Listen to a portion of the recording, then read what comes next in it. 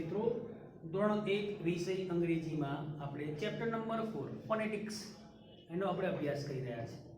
ફોનેટિક્સમાં આવે છે શું વિદ્યાર્થી મિત્રો કે તમને જેટલા પણ આલ્ફાબેટ આપવામાં આવેલા છે 26 એનો સાઉન્ડ એનો ઉચ્ચાર કેવી રીતે થાય છે ઇંગ્લિશમાં એના વિશે આપણે અભ્યાસ કરી રહ્યા છીએ।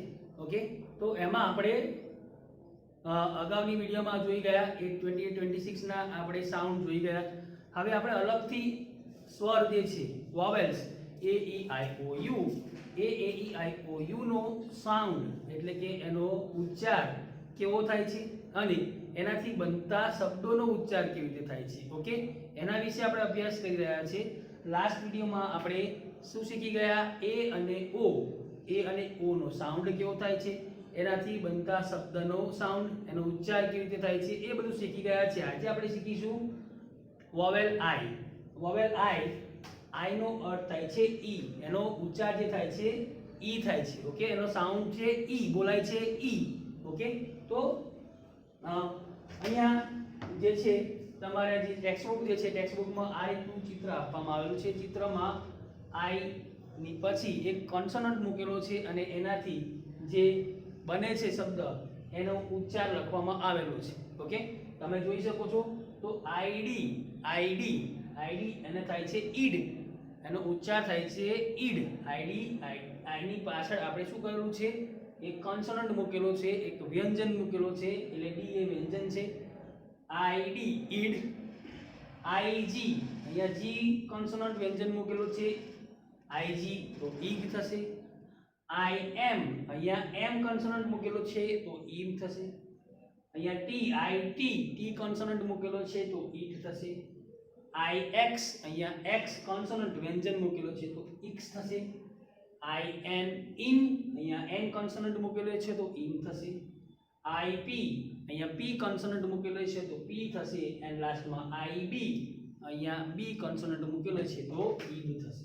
ઓકે, તો અહીંયા આપણે આઈ ની પાછળ એક કોન્સોનન્ટ મૂક્યો તો આખો એનો ઉચ્ચાર શું થયો એ અહીંયા લખેલું છે ઈડ, ઈગ, ઈમ, ઈટ, ઇક્સ, ઇન, ઈપ એન્ડ ઈબ। હવે આ જે લખવામાં આવેલા છે એની પહેલા આપણે બીજો એક કોન્સોનન્ટ આગળ મૂકીશું તો એનાથી કેવો શબ્દ બનશે। ઓકે, એનો ઉચ્ચાર કેવો થશે, એનો મીનિંગ એનો અર્થ કેવો થશે એ આપણે હવે સમજીશું વિદ્યાર્થી મિત્રો। તો તમારી ટેક્સ્ટબુકમાં આ જે વર્ડ આપવામાં આવેલા છે ચિત્ર સાથેના આપવામાં આવેલા છે।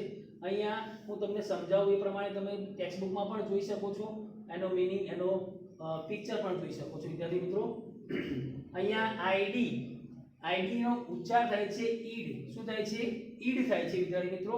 તો આપણે એની પહેલા કોન્સોનન્ટ કે મૂક્યો, તો એ શબ્દ બનશે કીડ। શું થઈ જશે? કીડ એટલે થશે બાળક। ઈડ ની પહેલા આપણે કે મૂક્યો તો શબ્દ બન્યો કીડ એટલે થાય બાળક। ઓકે, કે આઈડી કીડ એટલે બાળક। એલ અહીંયા આઈડી ની પહેલા આપણે એલ મૂક્યો, આઈડી ની પહેલા એલ કોન્સોનન્ટ મૂક્યો તો શબ્દ બનશે લીડ। એલઆઈડી લીડ એટલે ઢાંકણું। ઓકે, તમારી ટેક્સ્ટબુકમાં તમે પિક્ચર જોઈ શકો છો વિદ્યાર્થી મિત્રો।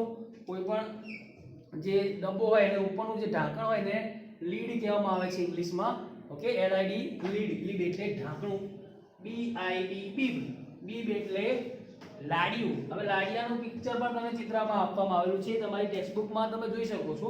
તો લાડિયું કોને કહેવાય કે જ્યારે નાના બાળકો જ્યારે હોય છે, જન્મ થાય છે બાળકનો ત્યારે એમને લાડ બહુ આવે છે। ઓકે, તો એ લાડ ને રક્ષણ માટે લાડ તમારા શરીર પર ના પડે એટલા માટે લાડિયું બાંધવામાં આવે છે। ઓકે, નાના છોકરાઓ જ્યારે જન્મે છે, જેનો જન્મ થાય છે ત્યારે લાડિયું એમને લાડ બહુ પડતી હોય છે ત્યારે એ લાડિયું એમના મમ્મી પપ્પા બાંધતા હોય છે તો એને બીબ કહેવામાં આવે છે। એટલે બીબ એટલે લાડિયું। એનઆઈબી નીબ એટલે ટાંક, એનઆઈબી નીબ। હવે તમે પેન તો જોઈ છે, પેનની જે આગળનો જે અણીવાળો ભાગ જે છે એ અણીવાળો ભાગ કે જેનાથી આપણે રાઇટિંગ કરીએ છીએ। ઓકે, એને નીબ કહેવામાં આવે છે, એને ટાંક કહેવામાં આવે છે। અહીંયા જો આઈબી ની પહેલા આપણે બી મૂક્યો તો શબ્દ બન્યો બીબ। ઓકે, આઈબી ની પહેલા આપણે એન મૂક્યો તો શબ્દ બન્યો nib. Okay, bib, nib, lid, kid. Okay, ID ની પહેલા આપણે દરેકની પહેલા કોન્સોનન્ટ કે મૂક્યો, એલ મૂક્યો, બી મૂક્યો, એન મૂક્યો, તો આ રીતના શબ્દો બનેલા છે. હવે આઈજી નો ઉચ્ચાર થાય છે ઈગ. ઓકે, હવે એની પહેલા એક કોન્સોનન્ટ મૂકી દઈએ, તો એફ મૂક્યો કોન્સોનન્ટ, તો કોન્સોનન્ટ એફ મૂક્યો તો શબ્દ બન્યો ફિગ. ઓકે, ફિગ બન્યો, તો ફિગ નો અર્થ થાય છે અંજીર. અંજીર. ઓકે, અંજીર તો જોયું છે ને તમે? આ જોયું તો તમારે પિક્ચરમાં, ચિત્રમાં જોઈ શકો છો કે અહીંયા અંજીર જે છે એ ખાવાનું અંજીર કહેવામાં આવે છે, એક પ્રકારનું ફ્રૂટ છે. ઓકે, તો અહીંયા ફિગ એટલે થાય અંજીર. ત્યાર પછી આઈજી છે, એની પહેલા આપણે પી મૂક્યો તો પીગ થયું. પીગ એટલે ડુક્કર, ભૂંડ, એનિમલનું નામ છે. ઓકે, અહીંયા આઈજી આપવામાં આવ્યું છે, એના પહેલા કોન્સોનન્ટ પી મૂક્યો, અહીંયા એફ મૂક્યો તો ફિગ થયું, પી મૂક્યું તો પીગ થયું. ઓકે, તો આ રીતે કોન્સોનન્ટ મૂકવાથી, એટલે કે આ જે શબ્દો આપવામાં આવ્યા છે એની પહેલા એક કોન્સોનન્ટ મૂકવાથી આખો શબ્દ અલગ બને છે અને ઉચ્ચાર પણ એનો અલગ થાય છે અને એનો મીનિંગ પણ અલગ થાય છે. હવે આઈ એન જોઈશું આપણે, તો આઈ એન ક્યાં છે? અહીંયા ઇન, એનો ઉચ્ચાર થાય છે ઇન.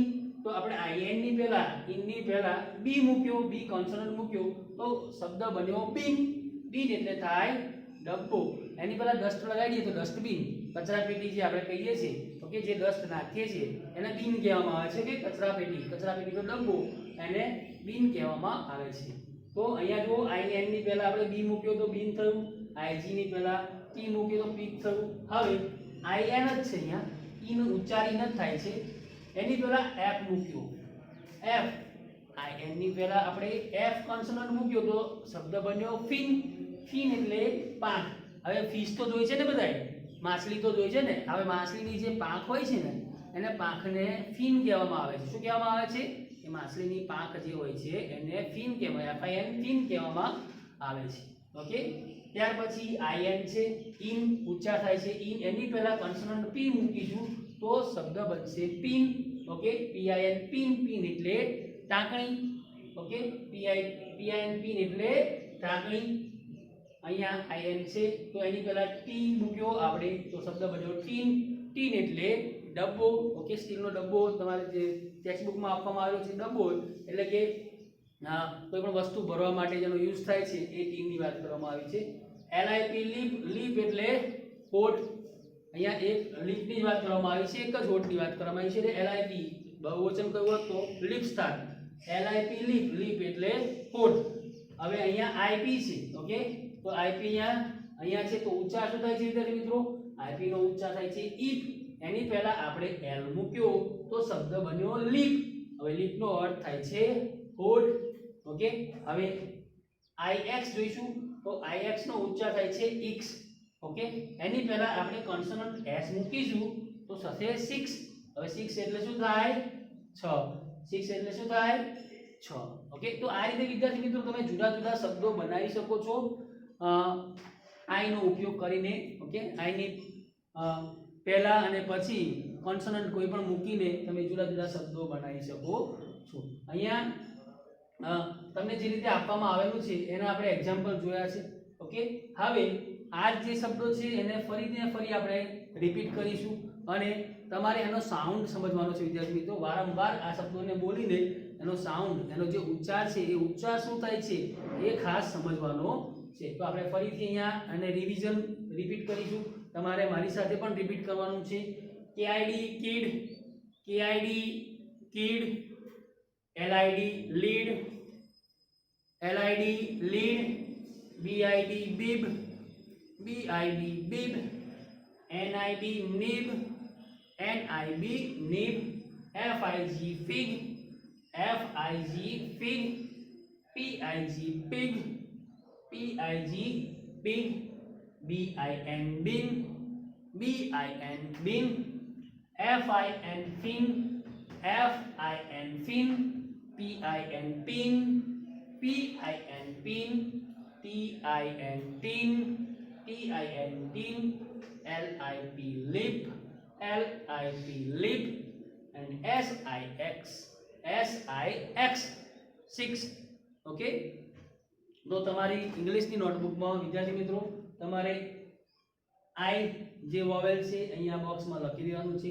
એની નીચે આ રીતનું ચિત્ર તમને જેવું આવડે એવું દોરીને આ શબ્દો લખી દેવાના છે. ઓકે, આ જે તમે કોઈ પણ શેપ બનાવશો ચાલશે વાંધો નહીં, પણ આ શબ્દો એમાં મેન્શન થઈ જવા જોઈએ. ઓકે, ત્યાર પછી જે અહીંયા એનાથી બનેલા જે શબ્દો જે છે એ શબ્દો તમારે તેના પછીના પેજમાં લખીને એના ઉચ્ચાર ખાલી તમારે બોલ્યા કરવાનું છે. ઉચ્ચાર એના વારંવાર બોલીને એનો ઉચ્ચાર સમજવાનો છે વિદ્યાર્થી મિત્રો. ઓકે, તો આવતીકાલે આપણે બાકીના જે વોવેલ્સ રહ્યા છે એ વોવેલ્સથી થતા ઉચ્ચાર અને એનાથી બનતા શબ્દોનો આપણે અભ્યાસ આવતીકાલે કરીશું. Okay, thank you.